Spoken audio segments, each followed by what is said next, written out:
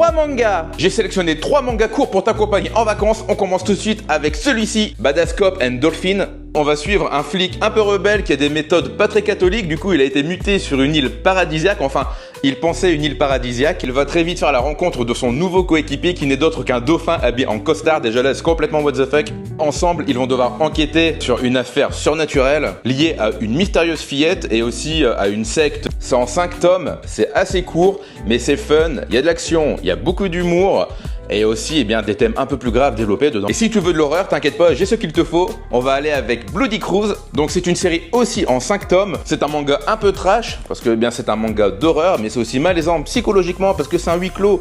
Et comme ça se passe sur un bateau, eh bien, tu peux pas te barrer quoi. On va suivre une bande de jeunes amis qui pensaient faire une croisière de luxe et qui vont se retrouver au milieu de beaucoup de disparitions mystérieuses. Et au final, eh bien, ils vont rapidement s'apercevoir que le paquebot, eh bien, c'est le terrain de chasse de beaucoup de vampires. Il y a de l'action, mais il y a aussi une belle histoire dedans. Donc si tu veux un peu de frisson pendant tes vacances, je te conseille Bloody Cruise en 5 tomes. Et pour finir, je te conseille un manga que je vois passer nulle part, Le Royaume des Carnivores. C'est un manga terminé en 3 tomes. Alors comme tu le vois, c'est un manga avec des animaux.